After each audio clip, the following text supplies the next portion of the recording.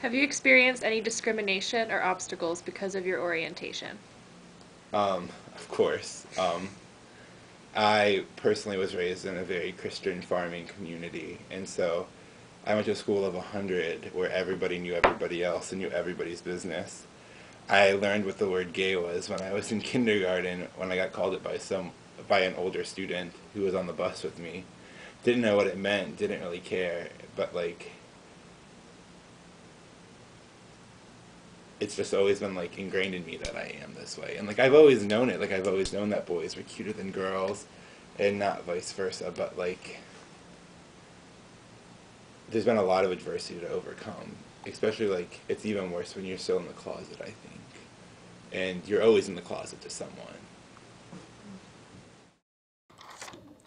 The issue of the lack of awareness and acceptance for the LGBT community has been a long-standing issue. This video is one step among many to bring awareness, support, and acceptance to the LGBT community. What would you like to say to someone who is an opponent of gay rights? I love you. Like, you're entitled to your opinion, and I love you innately as a person. I don't have to love your opinions. I know my family was very, like, opposed to, like, gay marriage, to gay anything, and, like, I mean, I heard about the gay agenda an awful lot growing up.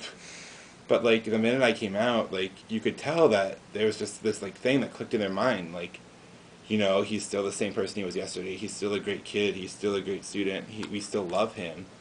It's just he wants to spend his personal time with men. And I think it was like a big like realization for my family, like, you know, like we've been judging these people based on something that is private to them. How would we feel if people judged us for what was private to us? I'm not offended that people are opponents to gay marriage or opponents to like the LGBT cause. Like there's always going to be an opponent to every cause. I say kudos to you, and I'm proud that you're standing up for what you believe in, because that's what I'm doing too.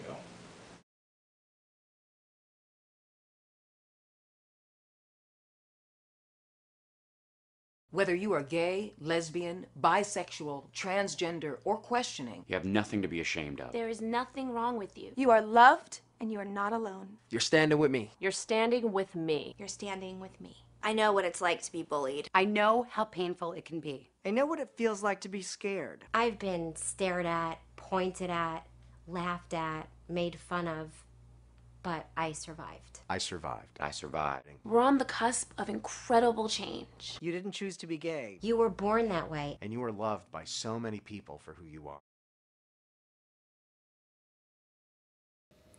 Being a homosexual, bisexual, or transgender person comes with its own set of troubles that lie within the person's personal life. LGBT people may worry about coming out to family members and friends, as well as being bullied.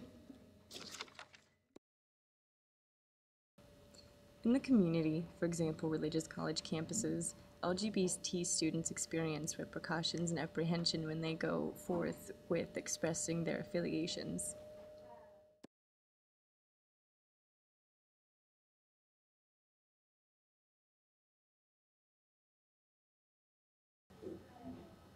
The truth is, government is blending church and state as they choose to deny civil unions to couples due to orientation.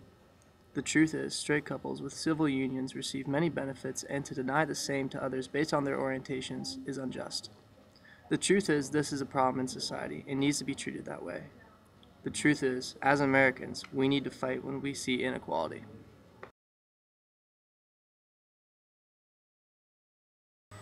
My professor.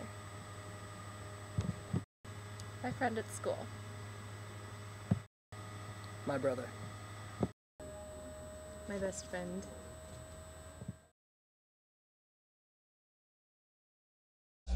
We just hope for equal and fair treatment from our government. Being a student at the University of Iowa, the topic of same-sex marriage comes up quite frequently in classroom discussions. You know, and the question always comes down to, well, can gays even raise kids? And the question, you know, the conversation gets quiet for a moment because most people don't really have an answer. And then I raise my hand and say, actually, I was raised by a gay couple, and I'm doing pretty well. I scored in the 99th percentile on the ACT. I'm actually an Eagle Scout. I own and operate my own small business. If I was your son, Mr. Chairman, I believe I'd make you very proud. I'm not really so different from any of your children. My family really isn't so different from yours. After all, your family doesn't derive its sense of worth from being told by the state, "You're married, congratulations." No, the sense of family comes from the commitment we make to each other, to work through the hard times so we can enjoy the good ones. It comes from the love that binds us. That's what makes a family. So what you're voting here isn't to change us. It's not to change our families, it's to change how the law views us, how the law treats us. You are voting for the first time in the history of our state to codify discrimination into our Constitution. A Constitution that, but for the proposed amendment, is the least amended Constitution in the United States of America. You are telling Iowans that some among you are second-class citizens who do not have the right to marry the person you love. So will this vote affect my family? Would it affect yours? Over the next 2 hours, I'm sure we're going to hear plenty of testimony about how damaging having gay parents is on kids. But in my 19 years, not once have I ever been confronted by an individual who realized independently that I was raised by a gay couple.